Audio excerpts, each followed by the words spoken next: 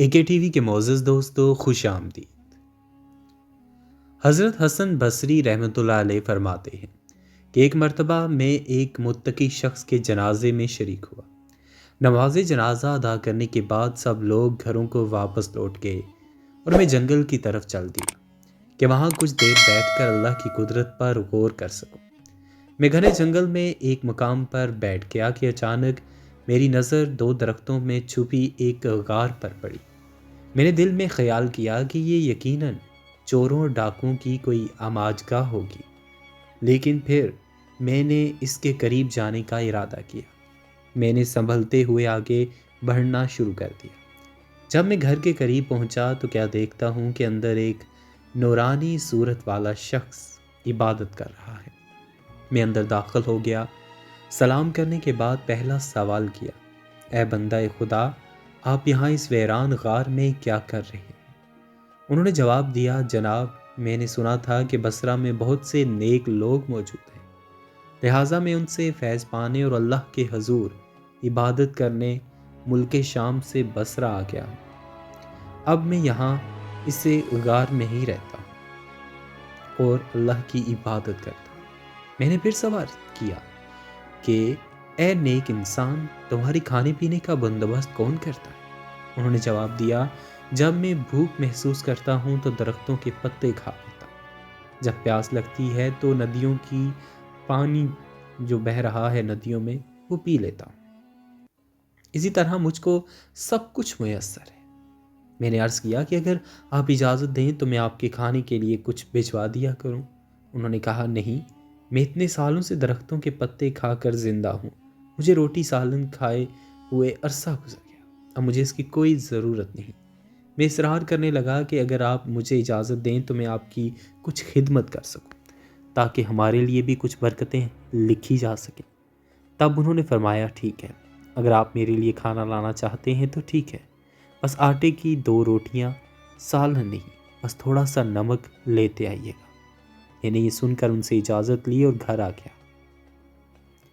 گھر آ کر میں نے 2 روٹیاں بنوائیں اور ان پر نمک رکھ کر واپس جنگل کی طرف چل دیا۔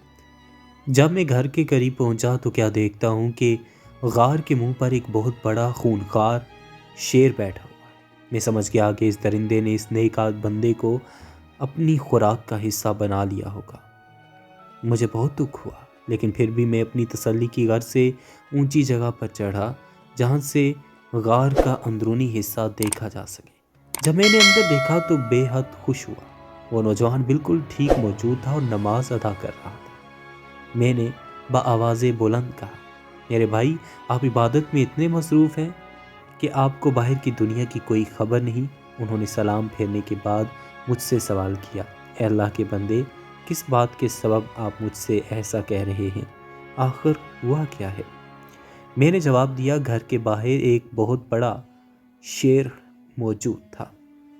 انہوں نے جواب دیا کہ بہتر ہوتا کہ آپ اس ذات سے خوف کھاتے جس نے شیر کو پیدا کیا ہے، نہ کہ شیر سے۔ پھر وہ شیر کی طرف متوجہ ہوئے اور فرمانے لگے، اے درندے، اگر تو یہاں میرے رب کے کسی حکم پر قادر ہے، اگر مجھے نقصان پہنچانے کا تمہیں حکم ملا ہے تو میں تجھے روک نہیں سکتا، لیکن اگر ایسا نہیں ہے تو یہاں سے چلا جا۔ تو میرے اور میرے بھائی کی ملاقات میں خلل ڈال رہا ہے۔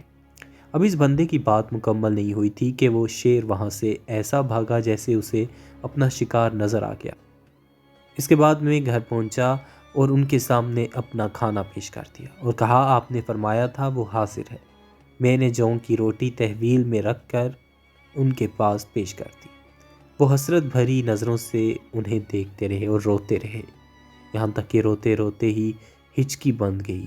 پھر اللہ کے حضور فرمانے لگے، اے میرے رب، اگر میں تیرے حضور کوئی مقام پا لیا ہے تو میری دعا سن لے، تو اسی وقت میری روح کو قبض کر لے۔ اب اس بندہ خدا کی بات پوری بھی نہیں ہوئی تھی کہ اس کی روح قبض کر لی گئی۔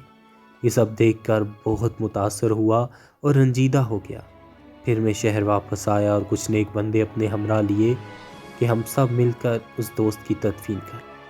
ایک بار پھر ہم اسی غار میں پہنچے، لیکن کیا دیکھتے ہیں کہ وہاں کوئی میت موجود نہ تھی۔ ہم نے ہر جگہ تلاش کیا لیکن ہم کو میت کہیں نہیں ملی۔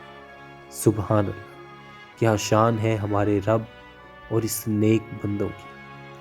محترم عزیز دوستو، آپ نے کئی مرتبہ سنا ہوگا کہ اللہ پاک بار بار فرماتا ہے، حدیث میں بار بار بیان ہوا ہے کہ یہ دنیا کھیل تماشا ہے، یہ دنیا ایک دھوکے کا گھر ہے، یہ دنیا دھوکے کے سوا کچھ نہیں۔ جن لوگوں پر یہ راز آشکار ہو جائے، جو لوگ اس راز کو جان لیتے ہیں، وہ دنیا سے کنارہ کشی اختیار کر لیتے ہیں اور صرف اللہ کی عبادت کو اپنی زندگی کا مقصد بنا لیتے ہیں اور صرف اللہ کی عبادت کو ہی اولین ترجیح دیتے ہیں۔ وہ اس دنیا سے قطع تعلق ہو جاتے ہیں، لیکن جن لوگوں کی آنکھوں میں دنیا کے دھوکے کی پٹی بندھی ہوئی ہے وہ نہیں سمجھتے، وہ اس دنیا کو ہی سب کچھ سمجھ بیٹھتے ہیں۔ لیکن میرے عزیز دوستو، بہت جلد اس دنیا کی ساری چیزیں ختم ہونے والی ہیں۔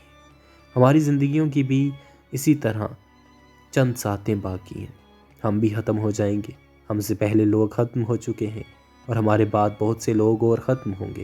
یہ سلسلہ قیامت تک جاری رہے گا اور قیامت میں سب کچھ ختم ہو جائے گا۔ اس کے بعد ہماری ابدی زندگی شروع ہو جائے گی، جو کہ حقیقی زندگی ہے۔ میرے محترم عزیز دوستو، اس دنیا کے دھوکے میں مت پڑیں، ابدی زندگی کے بارے میں سوچیں، اللہ کی عبادت کو اپنی زندگی کا مقصد بنائیں، کیونکہ اللہ پاک نے ہمیں دنیا میں اسی لیے بھیجا ہے کہ ہم اس کی عبادت کریں۔ میں امید کرتا ہوں یہ باتیں آپ کو پسند آئی ہوں گی، اسے اپنے دوستوں کے ساتھ ضرور شیئر کیجیے گا۔ ملتے ہیں اگلے موضوع اور ایک نئی ویڈیو کے ساتھ، تب تک کے لیے دیجیے اجازت۔ اللہ حافظ۔